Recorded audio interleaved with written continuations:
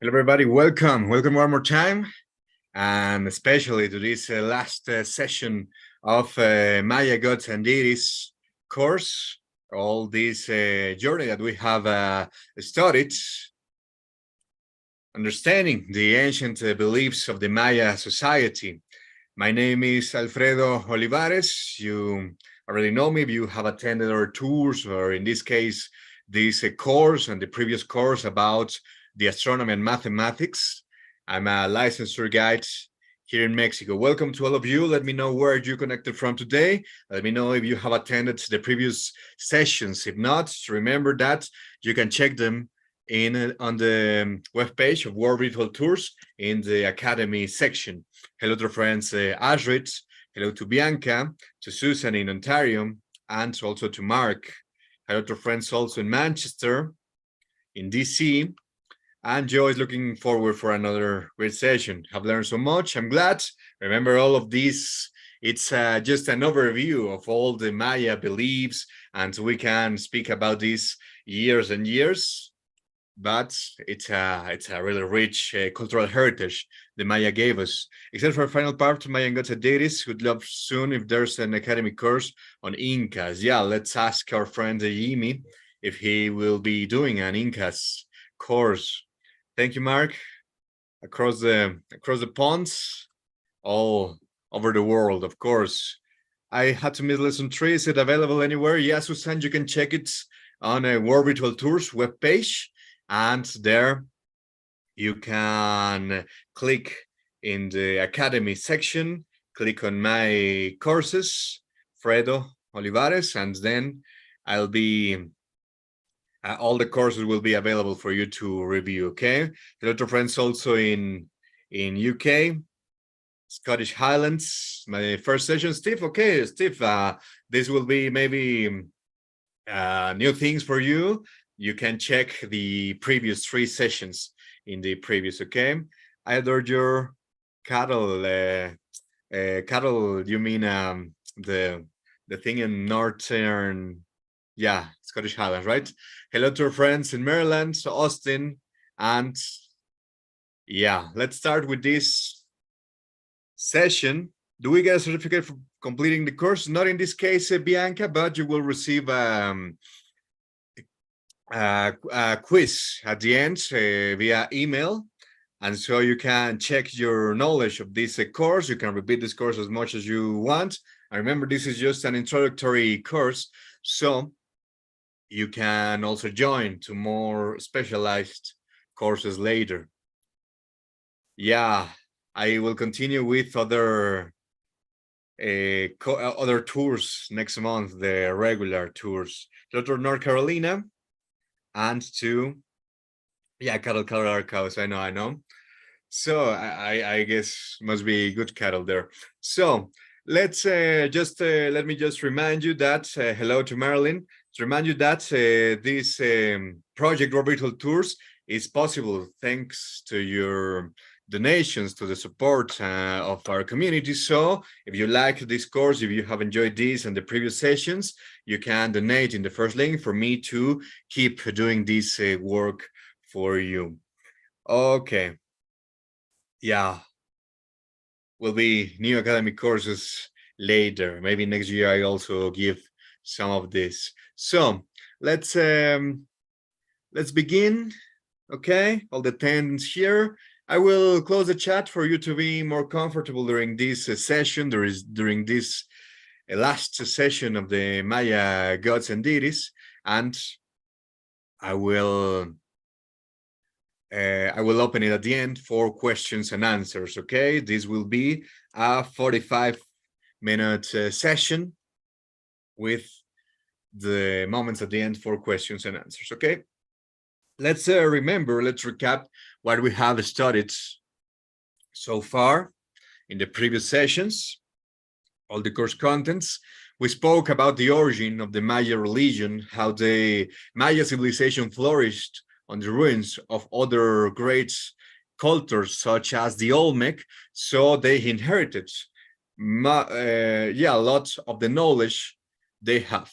Okay, we spoke also about the Maya pantheon and the realms of existence, During the session 1, the session 2, and the session 3, we mentioned the three realms of existence: the upper worlds, the middle world for the human beings, and the underworlds for other strange creatures and other gods that are the representation of catastrophical forces. We mentioned the gods of corn, the god of the moon, the god of the sun, and the god of the rain among the main gods of the upper world. And in the underworlds, we mentioned Balaam, the guardian, the jaguar, and also the god of war and the god of the underworld, among others. We also mentioned different beliefs based in astronomy.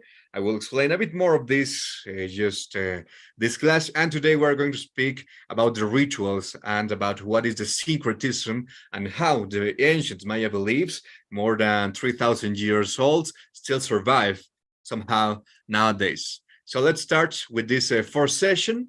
Let's remember that we are speaking about the Yucatan Peninsula and southern lands of Mexico, let's say also Central American lands. Let's remember that all the Maya lived in scattered cities, some cities in the classic Maya periods with big dimensions, with great magnitudes.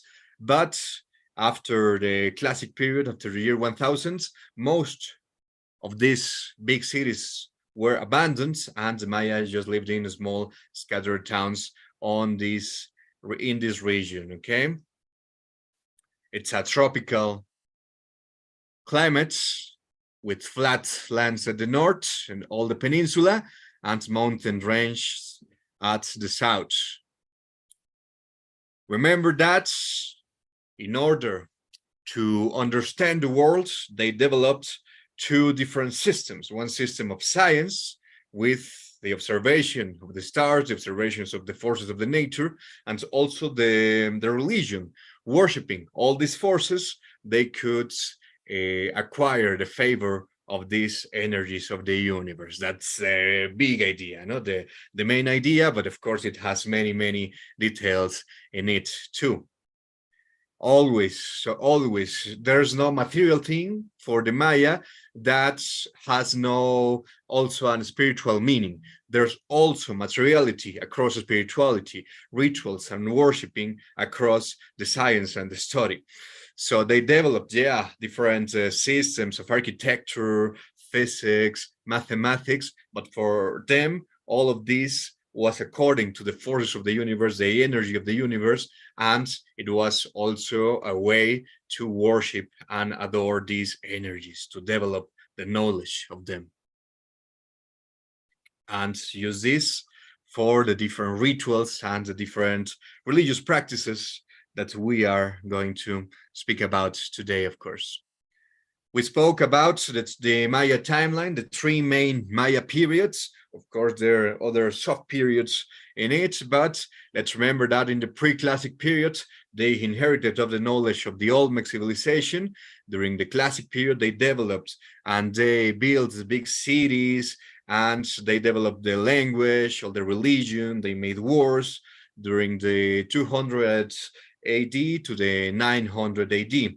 After this, it's a decline, and they started to abandon their big cities. The last big city is a hybrid city between the Maya and the Toltec, Chichen Itza, the most famous too, and one of the seven wonders of the world nowadays. And after that, after Chichen Itza is abandoned, all the other cities are also all the people flew away and just remain scattered towns until the 16th century, the 1500s, when the Spaniards arrived. They discovered the Maya people living in these small towns, but also they discovered the big cities, and they wanted to understand why these cities had been abandoned.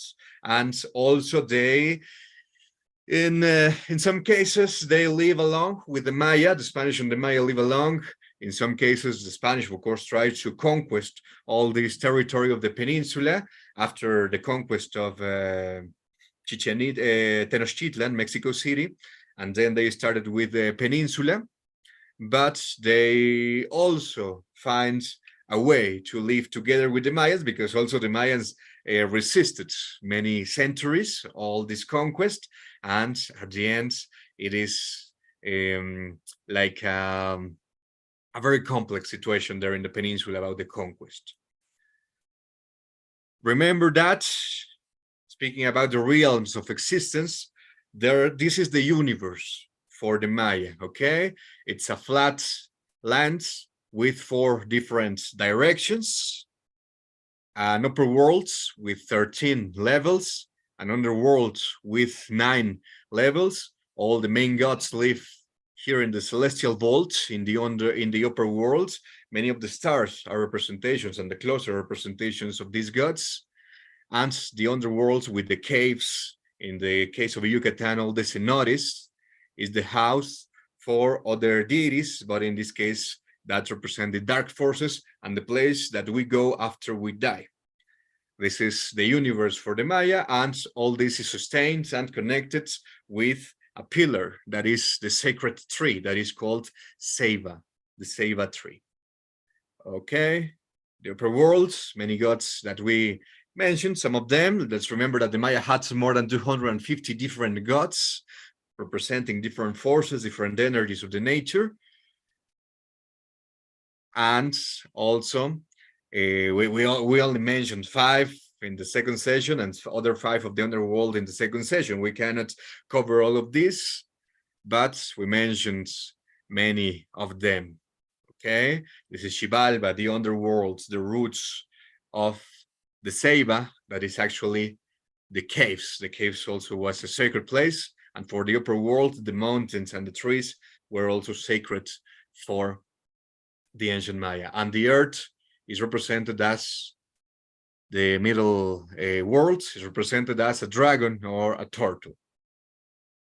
So, with all this knowledge, today, remember, we're speaking about two different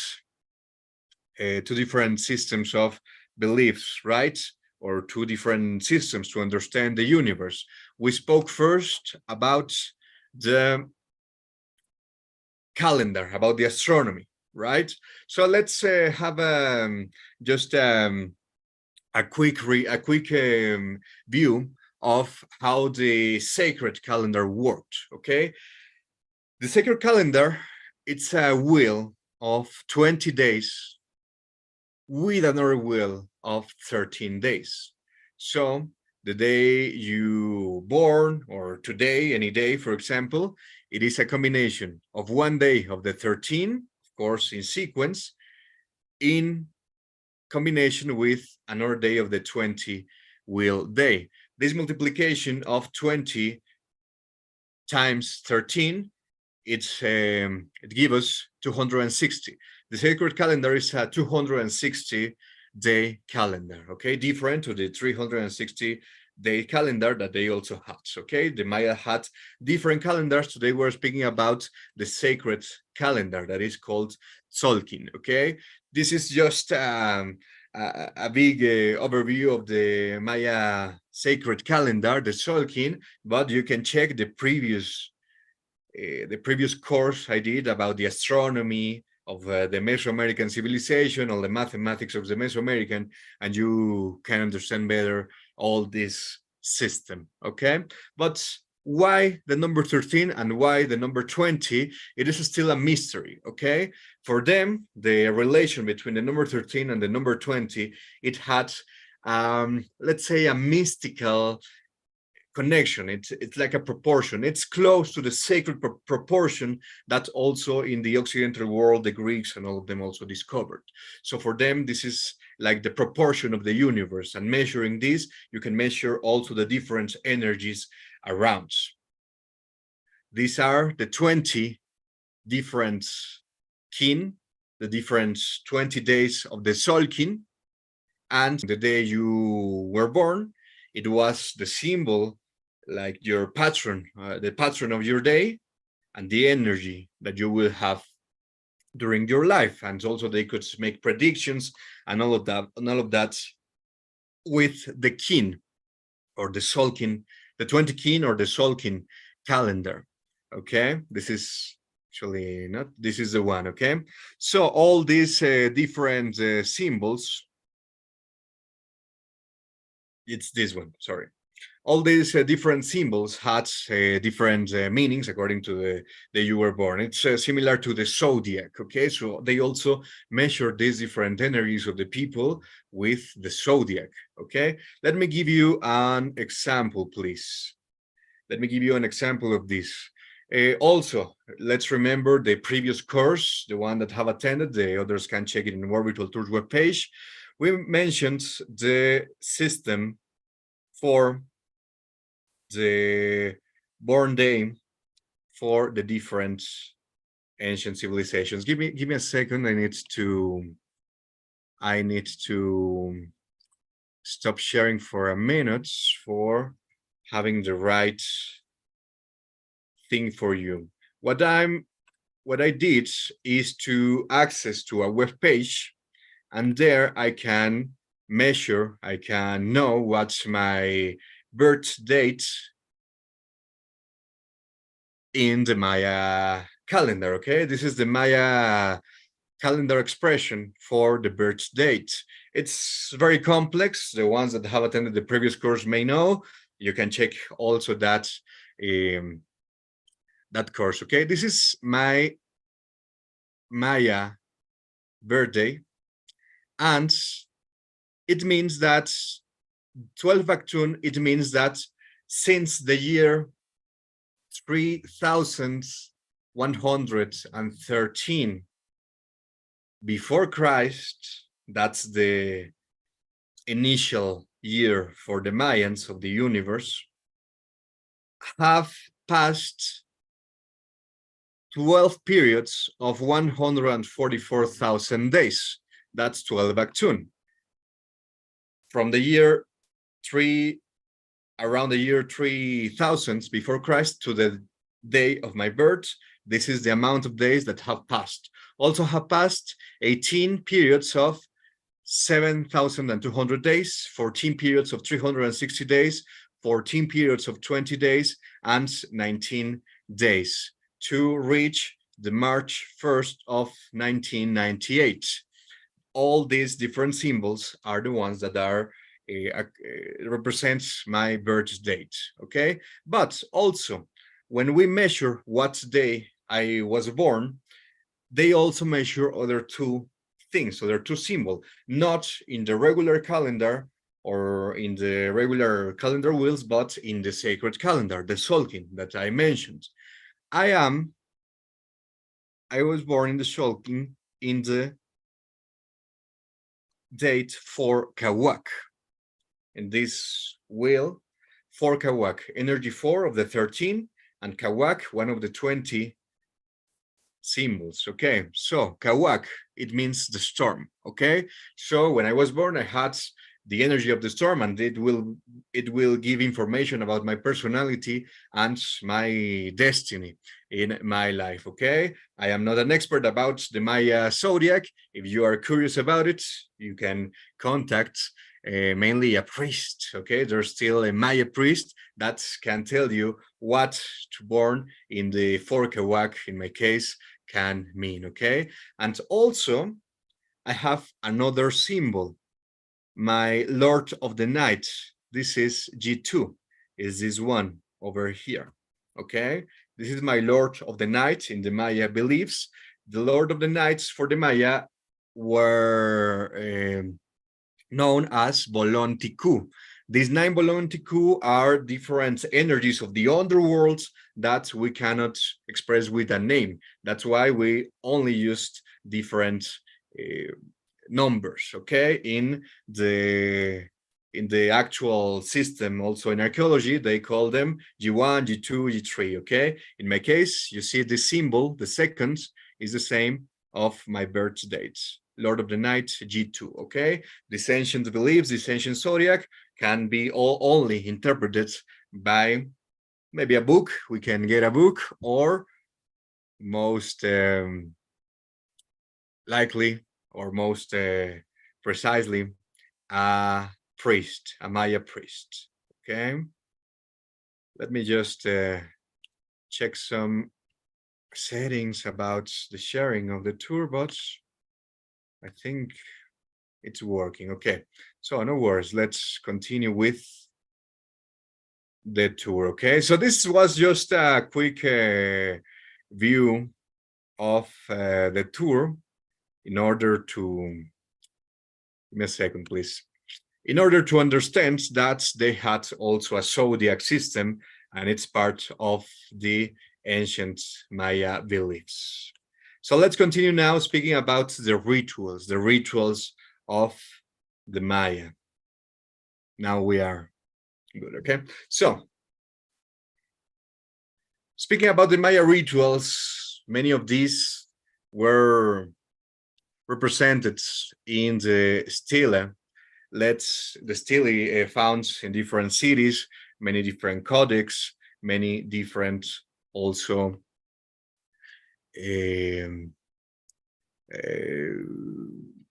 chronicles of chronics, sorry, of the Spaniards that arrived in these lands around the 16th century. Let's see, and let's remember that the Maya turned to rituals to seek favor from the gods, also to express gratitude, pursue healing, prosperity, and the blessings. These intricate ceremonials were transmitted and interpreted by always the elite, always the main priest of the Maya. They crafted elaborate ceremonies, some of them private, some of them public ceremonies. Let's speak about the blood rituals first, okay? And also let's remember when we speak about blood, there's always like also they had their own symbol for the blood and their own symbol for the death and the sacrifice, okay? Let's consider that many of these symbols is for giving the energy back to the universe to keep existing, for all these forces to keep existing, okay? Thank you for giving me this blood. I give you also this of my bloods for you to keep existing. That's the idea, just in the big picture. Okay, so the blood rituals normally were part. Let's speak about two different formats. One, it's animals, men, and children that were sacrificed in honor of the gods. The blood was considered a sacred substance, and human sacrifice was the highest tribute one could offer to a deity. Typically, slaves or prisoners were the ones that were sacrificed. The most available sacrifice was the human, no? And also they had different formats for this. When it's the case of animals and flowers and seeds and plants, it was to put them in a box and then put it in the shrine. Also, the sacrifice of animals on top of the main temples, and then keeping them in the shrine. In other cases, they opened the human being with an obsidian dagger, extracting the heart. The heart was also a symbol of a living energy that you can give back to the universe. In the case of the Maya of Yucatan, also the sacred immersion in cenotes, this other model of sacrifice, was made. Also, the heart of animals was offered during these rituals. And when they had no animals or people, they also used different plants or different resins. For example, the resin of a tree that is called copal, similar to incense, was shaped in the shape of a heart, and then give it in the offerings. Okay. Other blood rituals are depicted in different stele also, and in this case, the stele and the lintels found in different places. This is a representation of one private ceremonial for the elite, okay? The elite, the kings and the princes. They had private ceremonies. In this case, we have one of the queen of the city of Yaxchilan, one of the most famous Maya cities during the classic periods, and she's having a vision from the fire emerging a serpent, and it has a face that is one of the ancestors of this queen that had become one of the sacred energies or gods for the ancient Maya. Okay, so for these rituals, they also used hallucinogenic plants, like mushrooms. Okay, also to have and perform and to have these visions at the ends. This is other very similar lintel also found in Yaxchilan. The queen and her ancestors giving counsel, maybe. This is the meaning of one of these lintels found in Yaxchilan. And let me show you other ones. In this case, this is not an hallucinogenic ritual. This is a blood ritual. We have the queen again that's piercing her tongue in order to bleed and give this blood to the lands, to the idols they were adoring during that ceremonial. Normally, the women pierced their tongue and the men pierced their genitals. And this was a model of ceremonial that was made mainly by the elites. This is other stela found in Yaxchilan. Later, I will show you other models of these elements found in Maya cities. This is other representation of the universe in other stela. We know that because we have the ceiba, the sacred tree, and the underworld always with water too. It's a humid place, the underworld. So let's this is what we can tell about the blood and hallucinogenic rituals also they had, especially these last ones I show you for the elites, for the rulers, for the family of the kings and princes and main priests of the city. They also had calendar rituals. Normally these were public rituals. The Maya celebrated collective festivals aiming to replicate the natural cycles of all the calendars they had, the 360 plus 5 days, the calendar of 260 days, the Solkin, etc., etc. One of the most significant festivals involving the entire population was dedicated to Kukulkan, held in the months of in the different pyramids, in the different archaeological sites nowadays, the different cities of the Maya, the main temples back in those times, like in this case when Kukulkan descends from the temple, and it's still one optical and astronomical show that we can witness every March 21st in the spring equinox. Also, it happens with the moon. Let's remember that the Maya had special areas in their cities. This is a model of Tikal in Guatemala. So it's within these sacred areas when they performed their main rituals. We have a main temple with shrines at the top. It's always a quadrangular area. So the priest, only the priest had access to the top of the pyramids, and then all the people in the plaza are surrounding the plaza, and then the priest used to offer here the sacrifices, the different offerings, and put them in the shrine.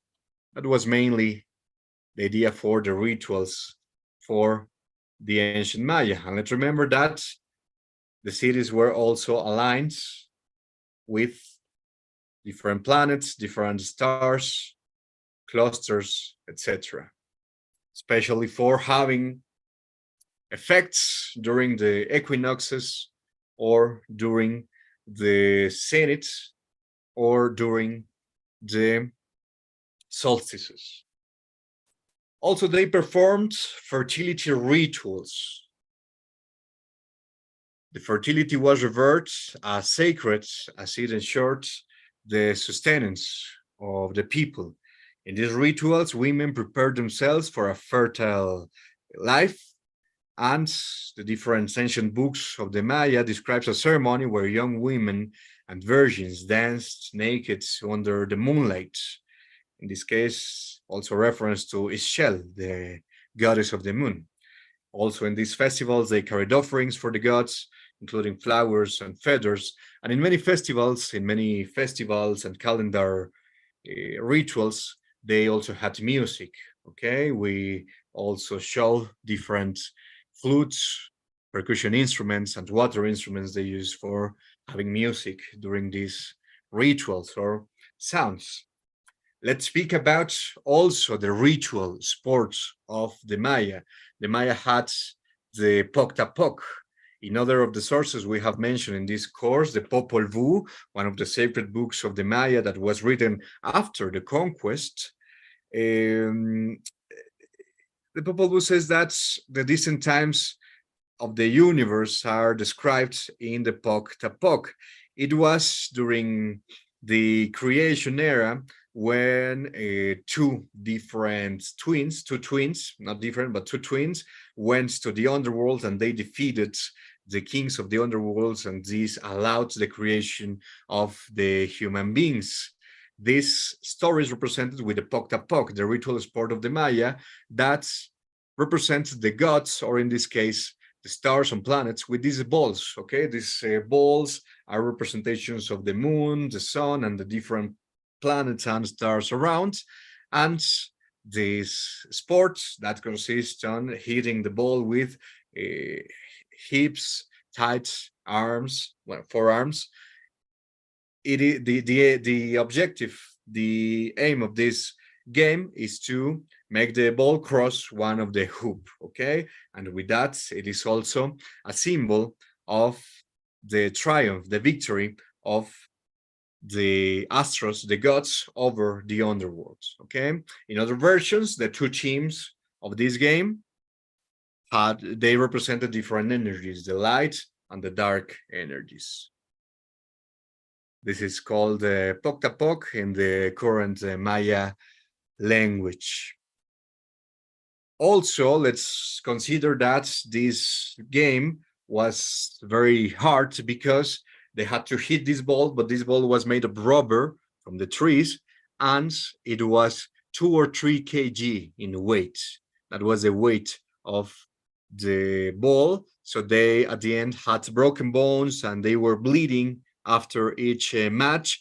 And this was also for having the blood, for having the blood, this sacred substance, on the field, like a symbol of sacred sacrifice.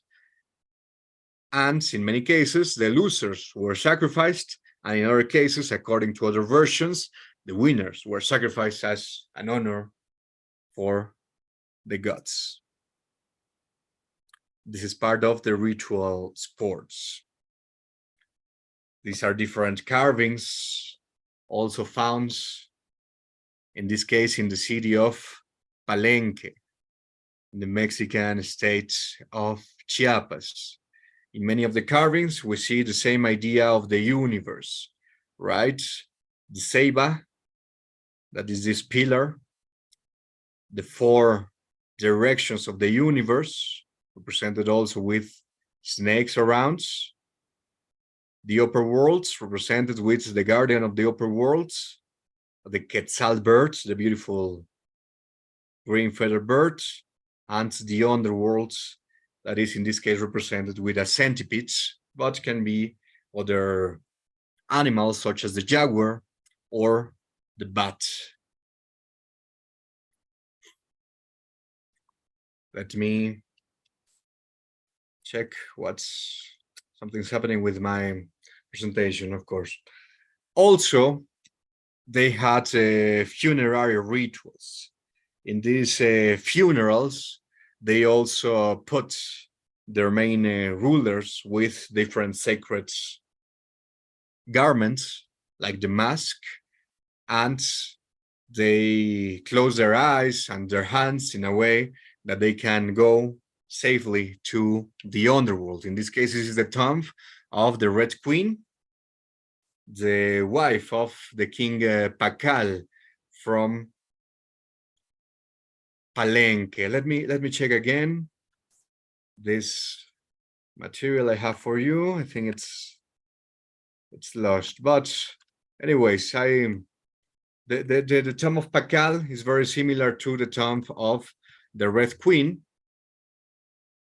And let me show you also the tombstone that's on top, the lids of the tomb of Pakal, and other presentations that appear there. This is a very big stone that covered the sarcophagus of Pakal. We see Pakal at the center, lying down. And again, the pillar that's the sacred tree, snakes around, representing the 4 directions of the universe, the sacred birds, the Quetzal on top, watching the upper worlds and waiting for Pakal, and the underworlds with the centipedes. These are carvings that were found in Palenque, Mexican state of Chiapas. Also, the god of corn, one of the most famous figures, was found there in Palenque. Okay. Let me refresh my presentation for you because it's not working very well. It's a bit slow now. But I just want to take this pause to remind you that this project, World Virtual Tours, is funded thanks to your donations. And at the end, we will have another overview, okay? So let me check because it's my connection. Give me just a minute to check my connection. Sorry, with technology, there's always issues that we can attend, but give me just 1 minute, please. And I will check all these connection settings for you to have the best experience in this last session of the course. So, just a few more seconds.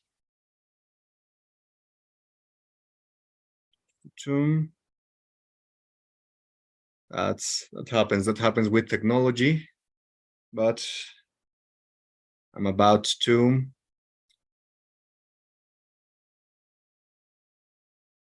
change my connection to be better connected. I think now, let's see. Okay. Let's see, guys.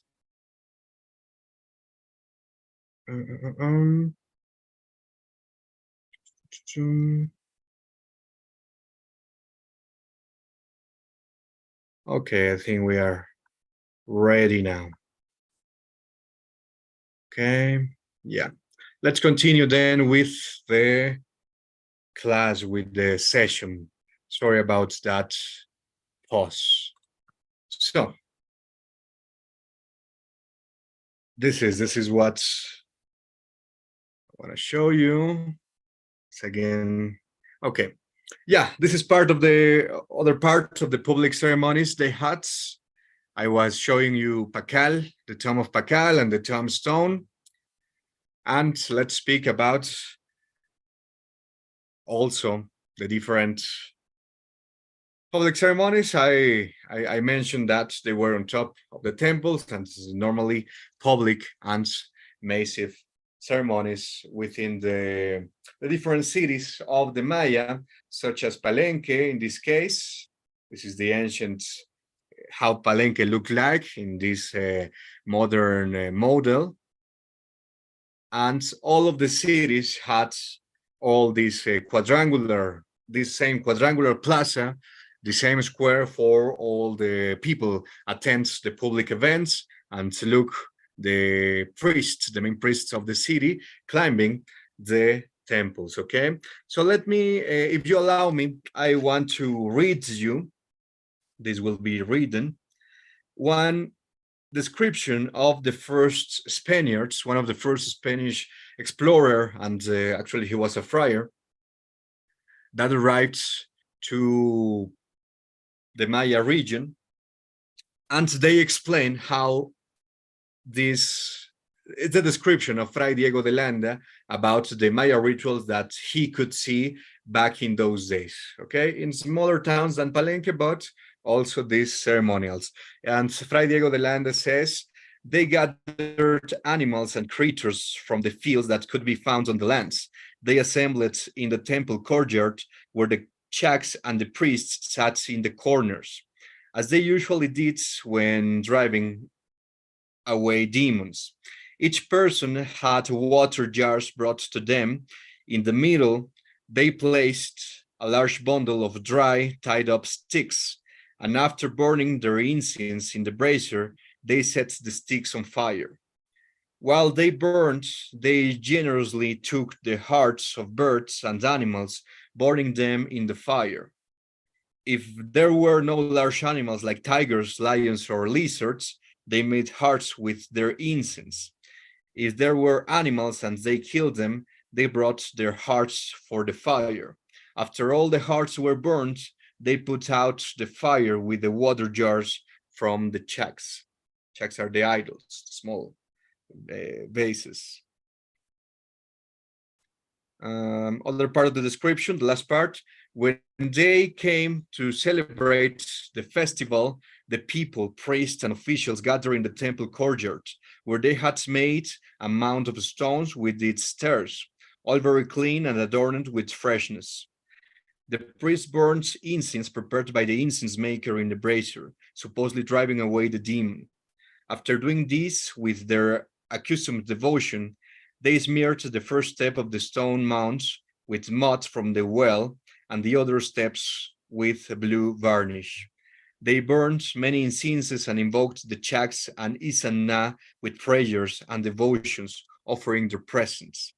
When this was done, they consoled themselves by eating and drinking the offerings and felt confident about the good year with their services and invocations. Okay, this could be an explanation of Fray Diego de Landa for the Mac ritual. The Mac ritual is a ritual that still has versions nowadays, and it is for the agriculture. It's an agricultural ritual. Okay, and speaking about this, let's go to the last part of the course. Let's speak about the syncretism. Let's consider why that's when the Spaniards arrived. It was very hard for them to conquest this region of Yucatan and Central America because all the dense jungle and the possible places to hide for the indigenous civilizations. The conquistadors tried to convince the new people to join the new rules, the new system, the new language, the new religion through the religion.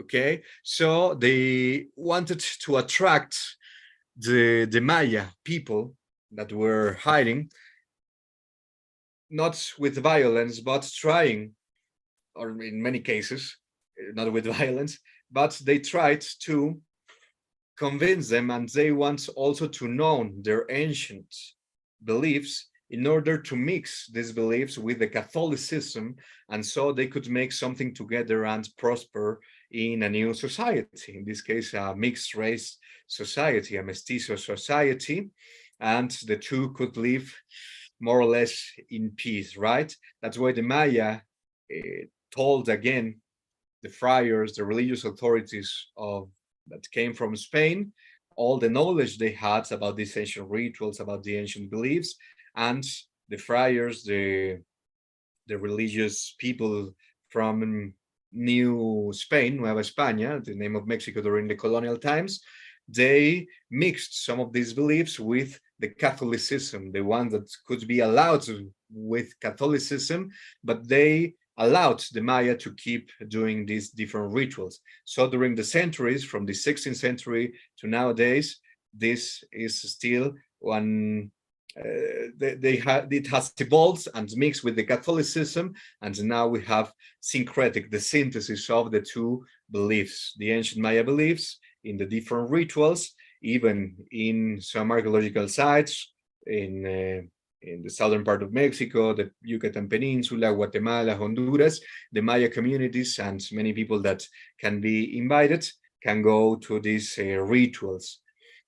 Nowadays, the new fire is one of the most famous rituals. It's used to be done every 52 years, Maya century, but nowadays is made year by year or an important calendar date. Okay, the last great fire was in the 21 December 2012, when it's a very important mark for the Maya calendar.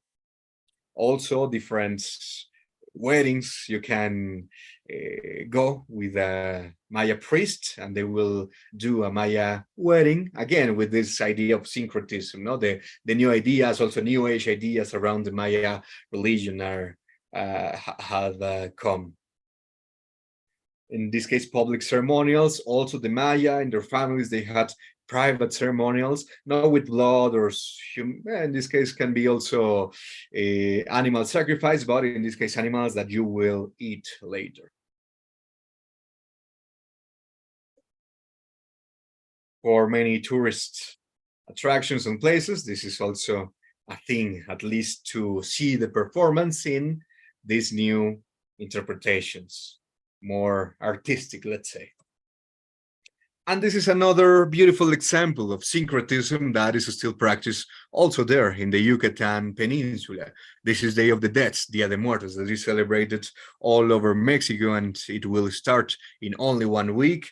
I just want to remind you that I will be doing a live walking tour in some of the most beautiful cultural centers in Mexico City for you to witness the Day of the Dead's beginning, because it will be noon for me, but later in the night, all the streets will be full with these altars, with performances, with people wearing costumes.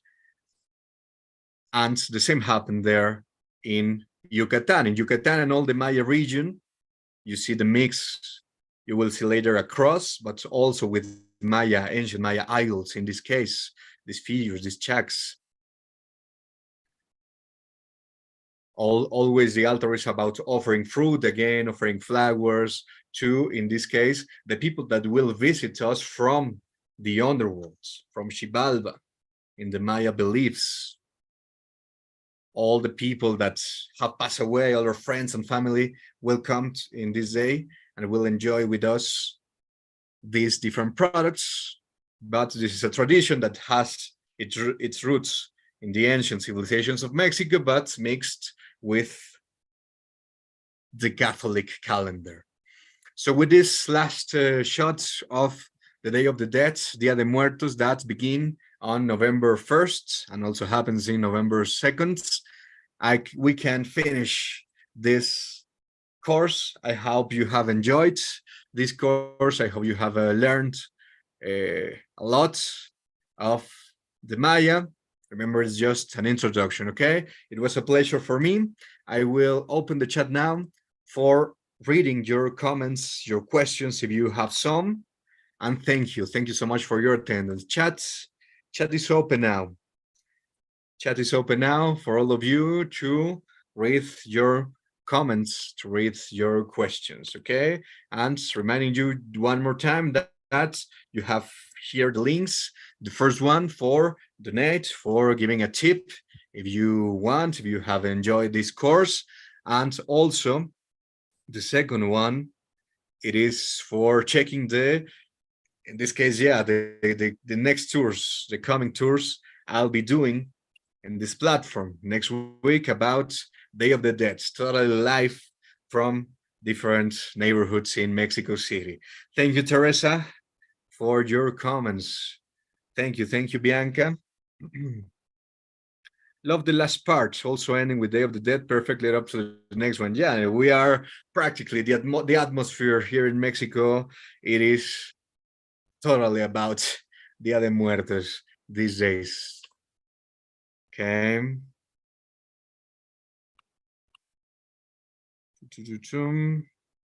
Gracias, Paula. How were leaders selected, elected?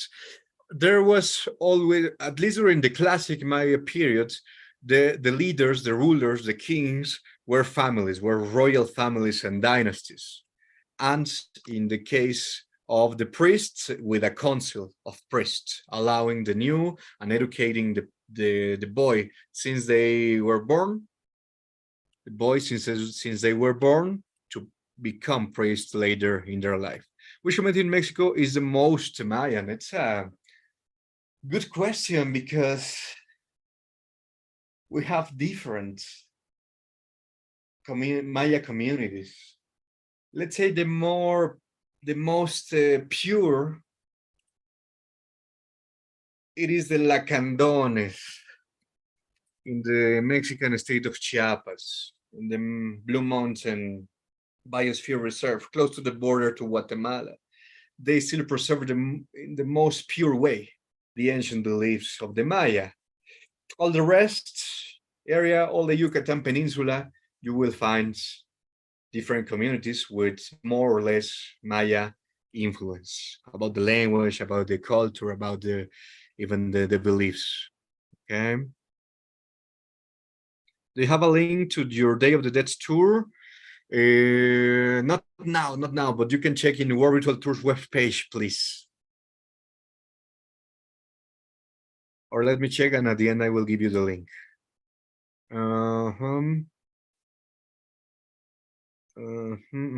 Which community in Mexico is the most Mayan? Excellent course. Thank you, Mocha Joe. Thank you for the presentation. Thank you, Irini. Elisabetta. So interesting. I have learned so much. I think tonight was my favorite lesson. Thank you, Joe Penny, for your this this these paragraphs written by Diego de Landa are amazing. Looking forward to it. Last year, yeah. People, let's see, because we will be during Day of the Dead tour, like around noon, so can be a little not so totally at full the party and all that, but we will see interesting things. I'm sure. Thank you, Susan. Thank you, Elisabetta. How were individuals chosen for sacrifice? Mainly, they were prisoners, but they also with other options such as people that were selected from their childhoods, but mainly foreigners. Thank you. This was very interesting, and I will look out for repeat this course in the future. Thank you, Steve. Do you have a link to your Day of the Dead tour? Let me check. Can you recommend a good Mayan encyclopedia set? Great mini course. I enjoyed very much. Thank you, Vincent. Yeah, not about the encyclopedia. Maybe there's a lot of books. I suggested also last time to start with the circuit books, the Popol Vuh and Chilambalam. But let's see if you can find a version in English and with comments and explanation of each one of the different symbols and paragraphs would be amazing for a first time introduction.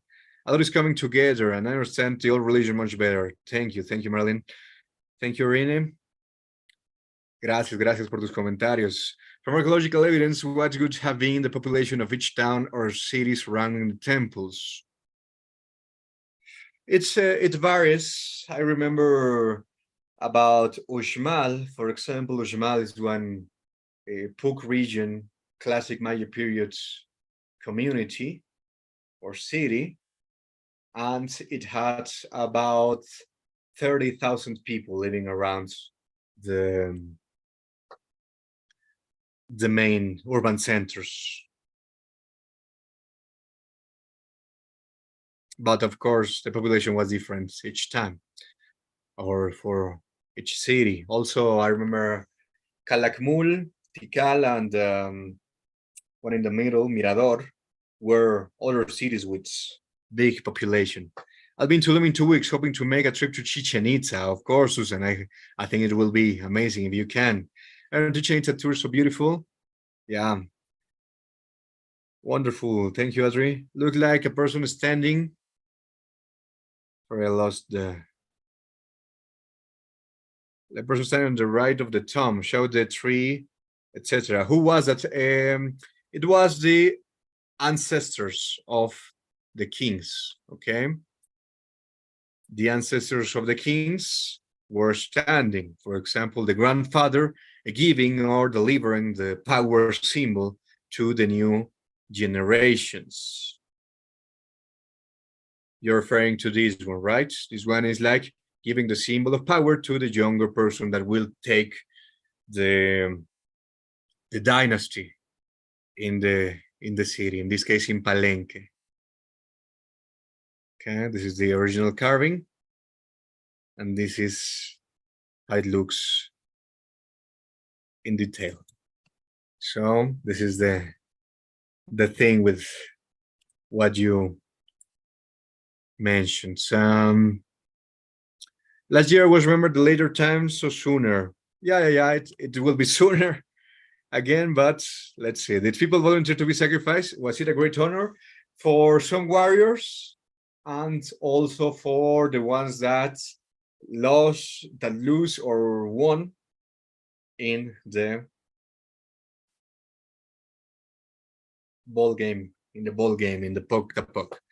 Thank you, Rich. Yeah, the calendar wheel is amazing to understand the beats more every time. The sports part was lots of fun. Yeah, this was wonderful. Thank you, Donna. Okay, how are the sports that time different that knows in the Mayan ones? I mean, the sports were mainly ritual sports. It was not for having or for amusement like nowadays. It was more for ritual and sacred meaning. Wonderful. Thank you, Susan. Thank you so much for sharing your knowledge. I learned a lot. And thank you to all of you for having this opportunity, for giving me this opportunity of hosting and being your tutor during different sessions. Okay. Next month, I come back with the regular tours and the ones that were asking for the link in this second link, my next virtual tours here. You click there and you can check the coming tours I'll be doing. Next month will be about other Maya city, the one that I mentioned actually, Uxmal. It will be about Dia de Muertos, Day of the Dead. It will be also about Frida Kahlo and Lucha Libre, a wrestling night in a recorded tour. Thank you again. Thank you again.